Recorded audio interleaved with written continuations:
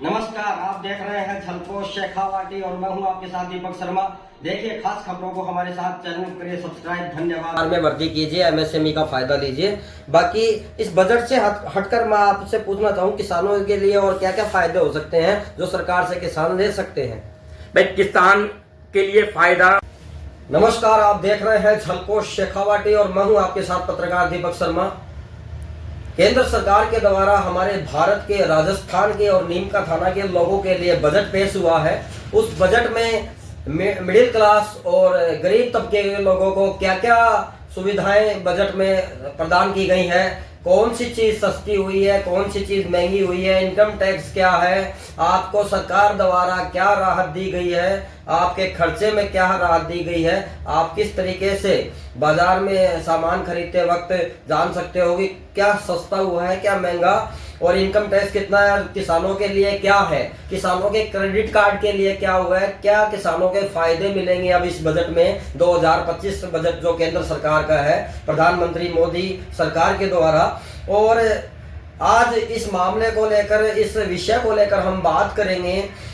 जो हमारे साथ हैं, जो सीए है चार्टेड अकाउंटेंट जितेंद्र कुमार अग्रवाल, जिनकी योग्यता भी है, जो सीए इन्होंने कर ली है, सीएस कर ली है और एमकॉम भी ये कर चुके हैं। इसके साथ साथ एलएलबी इन्होंने की है, 3-4 डिग्री इन्होंने की है और आज काफी सालों से नीमका थाना में सीए के पद पर कार्य कर रहे हैं। इनसे काफी स्टूडेंट भी सीखने को आते हैं। इसी को लेकर आज बात करेंगे। जितेंद्र जी, आपका बहुत बहुत स्वागत है झलको शेखावाटी में। धन्यवाद दीपक जी। जी धन्यवाद। बिल्कुल, आज 2025 का जो बजट पेश हुआ है वो आम जनता के लिए कैसा रहा? दीपक जी, मैं आपको बताऊं कि हमारे प्रधानमंत्री नरेंद्र मोदी जी ने कल ही मीडिया में और कल ही पब्लिक को बता दिया था कि इस बजट में मध्यम वर्ग पर लक्ष्मी जी की कृपा होने वाली है। उसी की परिणति में आज जब निर्मला सीतारमण जी अपना 8वां बजट पेश कर रही थी तो उन्होंने बताया था कि हमने इसमें हर तबके के लिए, विकास के लिए, हर तबके को बढ़ाने के लिए कुछ ना कुछ बजट में किया है। और जो सबसे बड़ा बूस्टर मिडिल क्लास को दिया है वह यह दिया है कि आज इन भारत के इतिहास में पहली बार एक साथ 5 लाख रुपए की लिमिट बढ़ा दी गई है। मतलब अब 12 लाख रुपए तक की आय पर किसी भी व्यक्ति को कोई टैक्स नहीं देना है। 1 लाख रुपए प्रति महीना कमाओ और वो पूरा का पूरा आप खर्च करो। लेकिन सरकार ने और भी तबकों को, किसानों को, एमएसएमई को, सबको बहुत राहत प्रदान की है। इसलिए यह आम बजट बहुत अच्छा बजट सरकार ने दिया है। आम जनता के लिए क्या महंगा और क्या सस्ता हुआ है इस बजट 2025 में? दीपक जी, मैं बताना चाहूंगा कि जब हम छोटे थे, जब हम सीए कर रहे थे, हम भी बजट डे का इंतजार करते थे कि आज क्या महंगा होगा, क्या सस्ता होगा। लेकिन जब से देश में जीएसटी कानून इंप्लीमेंट हुआ तब से महंगा और सस्ता होना सरकार के हाथ की बजाय जीएसटी काउंसिल में चला गया। जीएसटी काउंसिल डिसाइड करती है क्या महंगा होगा, क्या सस्ता होगा, जिसकी समय समय पर मीटिंग होती है और उस मीटिंग में जो वो जीएसटी में कटौती करते हैं उससे सस्ता महंगा होता है। लेकिन कस्टम ड्यूटी जो इनडायरेक्ट टैक्स का पार्ट है उसमें कुछ कमी करके कुछ चीजों में राहत प्रदान की गई है, जिससे आपके मोबाइल सस्ते हो जाएंगे, एलईडी एलसीडी सस्ती हो जाएगी, जीवन रक्षक दवाइयां सस्ती हो जाएंगी। और सरकार जो कि इतनी प्रदूषित देश में प्रदूषण कम करने के लिए सरकार ईवी गाड़ियों को बढ़ावा दे रही है, इसलिए ईवी बैटरी से रिलेटेड कुछ कंपोनेंट्स जो ईवी बैटरी बनाने के लिए आवश्यक है उनकी भी कस्टम में कटौती की गई है, जिससे कि ईवी बैटरियां सस्ती हो।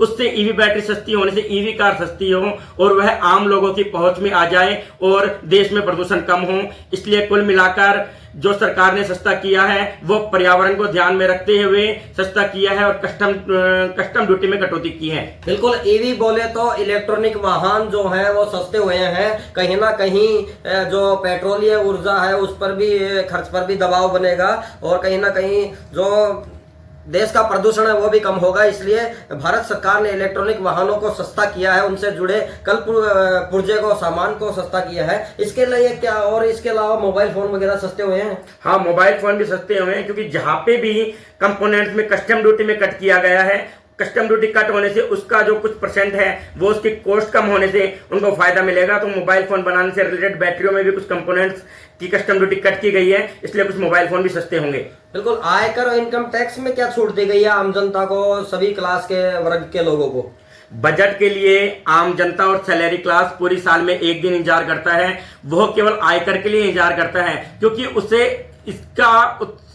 उसकी वह रहता है कि वह देखे कि उसे बजट में क्या मिला, क्या उसका टैक्स कितना बचा, क्योंकि आज जो सैलरी क्लास है उसका बहुत सारा पैसा अपनी जेब से इनकम टैक्स में दे रहा है। इसमें गवर्नमेंट ने बहुत बड़ी राहत देते हुए आज भारत के इतिहास में पहली बार 5 लाख रुपए तक की इनकम पर एक साथ कटौती कमी की है। मतलब आज से पहले 7 लाख रुपए तक की आय पर कोई कर नहीं था, लेकिन आज के बाद 1 अप्रैल 2025 के वित्त वर्ष जो चालू होगा उसमें 12 लाख रुपए तक की आय पर कोई भी टैक्स नहीं लगेगा। और जो सैलरी क्लास है उनके तो 12,75,000 रुपए, 75,000 रुपए स्टैंडर्ड डिडक्शन जो चलती आ रही है, मतलब 12,75,000 रुपए की आय पर एक भी रुपए टैक्स नहीं देना पड़ेगा।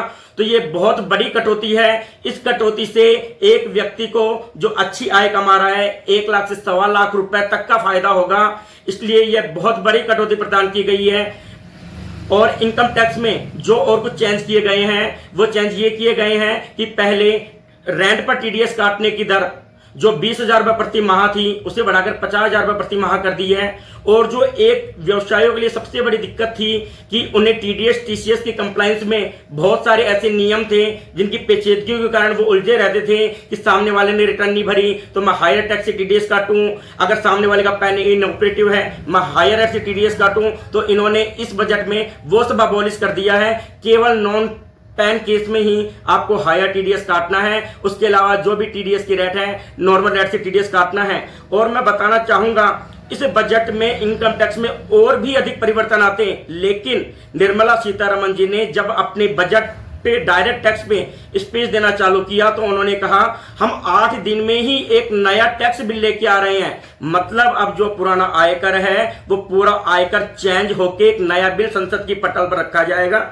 और उस बिल में उन्होंने कहा है कि हमने जो आज एक्ट था उसमें आधे सेक्शन कर दिए हैं, आधे चैप्टर कर दिए हैं, मतलब बुक्स को हाफ कर दिया है। और हमने ऐसे नियम, ऐसी पेचीदगियां इसमें से हटा दी हैं कि आम जनता उसे आराम से समझ सकेगी और अपनी टैक्स कंप्लायंस कर सकेगी। क्योंकि उन्होंने कहा है कि प्रधानमंत्री नरेंद्र मोदी का एक ही विजन है कि मेरा देश का टैक्स पेयर ईमानदार है, इसलिए इस ईमानदारी का तोहफा देते हुए हमने टैक्स रेट में कमी की है और उनकी कंप्लायंस बर्डन को कम करने के लिए हम नया एक टैक्स बिल इंट्रोड्यूस कर रहे हैं।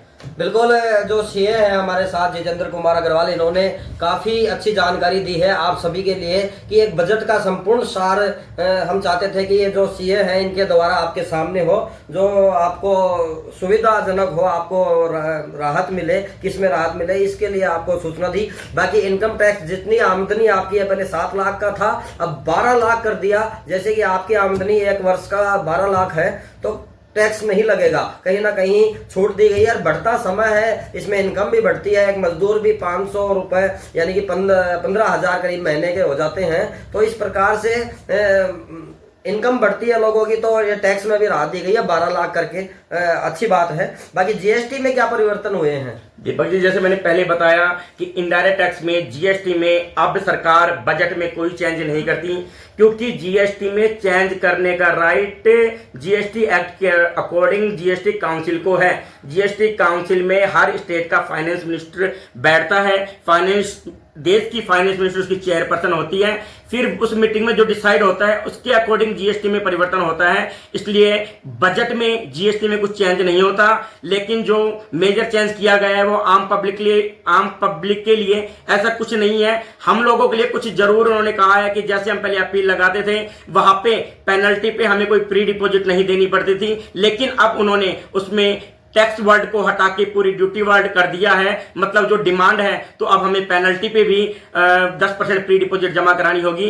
वैसे मुख्यतः जीएसटी में बहुत कुछ चेंज नहीं हुआ है। बिल्कुल, अब ये बात तो हो गई, जैसे आयकर हो गया, सस्ता महंगा हो गया। अब बात करते हैं हमारे देश के किसानों के लिए, हमारे देश के लिए किसानों के लिए इस बजट में 2025 भारत सरकार के बजट में क्या क्या राहत दी गई है, कृपया बताएं। किसानों के लिए बजट में क्या है, अच्छा है या बुरा है? किसानों के लिए भी यह बजट बहुत अच्छा है, क्योंकि प्रधानमंत्री नरेंद्र मोदी किसानों को अन्नदाता कहते हैं कि बोले अन्न देने वाले दाता हैं और उनके लिए वो हमेशा सोचते हैं। तो आज उन्होंने किसानों को जो सबसे बड़ा फायदा दिया है, जो केसीसी लिमिट 3 लाख थी, मतलब सरकार जो केसीसी लिमिट पे सब्सिडी देती थी वो 3 लाख रुपए तक ही मिलती थी। उसके ऊपर का अगर कोई भी लोन है तो उस पर किसानों को पूरा टैक्स, पूरा ब्याज चुकाना पड़ता था, जो भी बैंक की रेट होती है। लेकिन सरकार ने उस लिमिट को बढ़ा के 5 लाख रुपए कर दिया है। मतलब अब 5 लाख रुपए तक के लोन पर जो भारत सरकार सब्सिडी देती है वह किसानों को 5 लाख रुपए तक लोन पर मिलेगी। इसलिए जो 3% की सब्सिडी है वो अब 3 लाख के बजाय किसान भाइयों को 5 लाख रुपए तक के लोन पे मिलेगी और इससे किसान अधिक पैदावार करेंगे, अधिक उपज करेंगे और जो साहूकार के चंगुल में फंस जाते थे उस चंगुल से निकलकर बैंकों से लोन लेंगे और अपनी कृषि को बढ़ाएंगे। अगर कृषि किसान का भला हो गया, किसान का विकास हो गया तो देश का विकास अपने आप हो जाएगा। इसी परिकल्पना को रखते हुए यह कदम उठाया गया है और किसानों से रिलेटेड उन्होंने जो यूरिया है उस पर भी कुछ सब्सिडी की घोषणा की है। तो कुल मिलाकर भारत सरकार ने किसानों का इस बजट में पूरा ध्यान रखा है। बिल्कुल किसानों का ध्यान रखा है, लेकिन कुछ किसानों की मांगे और हो सकती हैं जिसमें किसानों के प्रति भी नाराजगी, किसानों की नाराजगी है सरकार के प्रति। लेकिन कहीं ना कहीं किसानों को भी राहत दी गई है। जैसे क्रेडिट लोन बता रहे थे कि साहूकार से भी छुटकारा मिला है। पहले का किसान क्या करता था कि कर्ज लेता था, कई सैकड़ों रुपए चक्रवृद्धि ब्याज में साहूकार उससे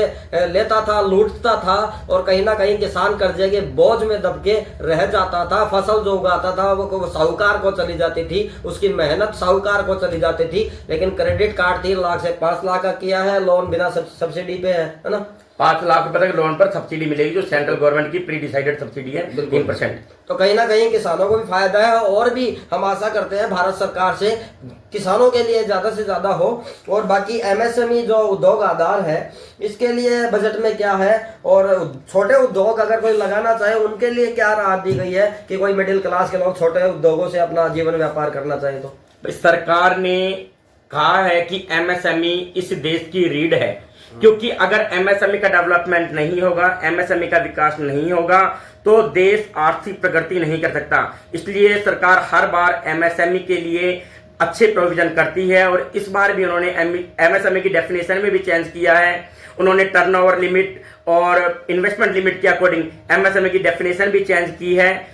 साथ में उन्होंने माइक्रो उद्योग को 5 लाख रुपए तक का क्रेडिट कार्ड देने की घोषणा की है कि हम 10 लाख एमएसएमई को 5 लाख रुपए तक का क्रेडिट कार्ड देंगे। तो उसमें अब क्या सब्सिडी देती है, जब उनकी पूरी पॉलिसी आएगी तब पता चलेगा। लेकिन उसमें भी उन्हें सब्सिडी मिलेगी, मतलब 5 लाख रुपए का लोन उन्हें बहुत आसानी से मिल जाएगा। तो जो छोटा माइक्रो उद्योग होता है उसके लिए 5 लाख रुपए की राहत बहुत बड़ी राहत होती है कि वह अपना धंधा सेटअप कर सकता है। फिर सरकार की जो और योजनाएं हैं, पीएमईजीपी योजनाएं हैं वो भी कंटिन्यू चल रही है, पीजीएफएमई योजना है वो भी कंटिन्यू चल रही है, जिसमें सरकार 35% तक सब्सिडी दे रही है कि आप इन्वेस्टमेंट का 35% तक सब्सिडी ले सकते हैं। पीएमईजीपी में भी 25%, 35% according to area and according to caste subsidy सरकार दे रही है। तो सरकार एमएसएमई के विकास के लिए, छोटे उद्योगों के विकास के लिए बहुत सारी सब्सिडी दे रही है और बैंकों को टारगेट दिए जा रहे हैं कि आप उन्हें इंटरेस्ट फ्री लोन दीजिए। मुद्रा की लिमिट जैसे सरकार ने पिछली बार 10 लाख से बढ़ाकर 20 लाख रुपए कर दी थी कि आप अनसिक्योर्ड लोन लीजिए। अगर आपके पास देने के लिए सिक्योरिटी नहीं है, सरकार आपकी गारंटी देगी, आप लोन लीजिए, अपना बिजनेस कीजिए और इस देश के आर्थिक योगदान में सहायता कीजिए। क्योंकि सरकार चाहती है कि अगर एमएसएमई का डेवलपमेंट होगा तो देश में बेरोजगारी ऑटोमेटिक कम हो जाएगी, क्योंकि एमएसएमई जब धंधा बढ़ाएगा तो वो अपने यहाँ पे रोजगार भी उपलब्ध करवाएगा। इसलिए सरकार एमएसएमई के लिए बहुत सारी योजनाएं चला रही हैं और मैं सब व्यापारी बंधुओं को भी कहना चाहूंगा कि एमएसएमई का जितना फायदा सरकार दे रही है उनका फायदा आप लीजिए और अपने व्यापार में वृद्धि कीजिए। बिल्कुल अपने व्यापार में वृद्धि कीजिए, एमएसएमई का फायदा लीजिए। बाकी इस बजट से हटकर मैं आपसे पूछना चाहूँ किसानों के लिए और क्या क्या फायदे हो सकते हैं जो सरकार से किसान ले सकते हैं।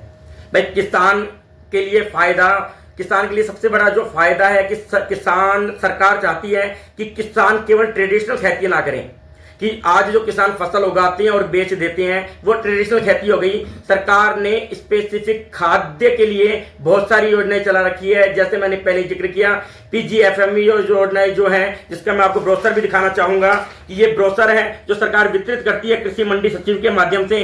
इसमें उन्होंने बताया है कि आप अगर ये उद्योग लगाते हैं तो आपको सरकार 35% अप टू 10 लाख तक सब्सिडी देगी। और इस योजना में सबसे बड़ा जो गवर्नमेंट ने रूल बना रखा है, यह उद्योग केवल कृषि से आधारित जिन्स या कृषि से आधारित वस्तुओं का ही लग सकता है। तो सरकार चाहती है कि किसान खेती भी करें और साथ में ऐसा नया नवाचार लाकर सरकार की योजना का फायदा उठाकर उद्यमी भी बने, जिससे उसे उसकी उपज का भी पूरा फायदा मिले और वो एक व्यवसाय भी बन जाए। और सरकार एमएसपी पे भी विचार कर रही है कि वो उन्हें एमएसपी भी पूरी मिले, लेकिन सरकार की भी कुछ बाध्यताएं रहती हैं और सरकार अपने बजट के अकॉर्डिंग और भी बहुत कुछ किसानों को फायदा देने की कोशिश कर रही है, जो हम समय समय पर देखते हैं। इसलिए सरकार कुल मिलाकर किसानों को ध्यान में रखते हुए, किसानों पर केंद्रित करते हुए अपना बजट बना रही है। आपसे एक कड़ा सवाल करना चाहूं कि सरकार ने छोड़ क्या दिया जो नकारात्मक है आपकी नजर में? मेरे विचार से कि सरकार ने हर तबके को खुश करने की कोशिश की है। मे भी उसका एक रीजन दिल्ली इलेक्शन भी है कि दिल्ली इलेक्शन है, इसलिए सरकार ने ऐसा कुछ नकारात्मक इस बजट में नहीं रखा। लेकिन हमें बहुत ज़्यादा खुशी होती अगर सरकार कैपिटल एक्सपेंडिचर पर ज़्यादा ध्यान देती। सरकार ने इतना अधिक कैपिटल एक्सपेंडिचर नहीं किया जितना होना चाहिए। सरकार ने मेडिकल पर इतनी अधिक राहत प्रदान नहीं की, क्योंकि आज मेडिकल का खर्चा एक व्यक्ति के लिए सबसे बड़ा खर्चा होता है। मेडिकल के लिए 10,000 पोस्ट ऐसे कुछ आया है। उन्होंने 10,000 सीटें बढ़ाई हैं कि मेडिकल कॉलेज में 10,000 सीटें बढ़ाई जाएगी।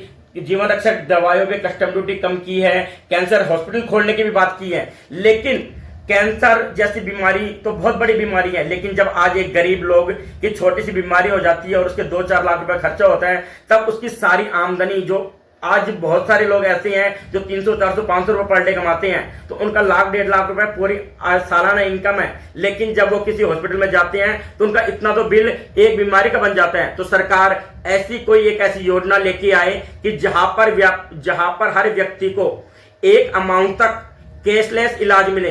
क्योंकि राजस्थान सरकार ने भामाशाह ये चलवा रखा है, लेकिन एक्चुअल में उनका क्या होता है वो सबको पता है, इतना फायदा मिल नहीं पाता।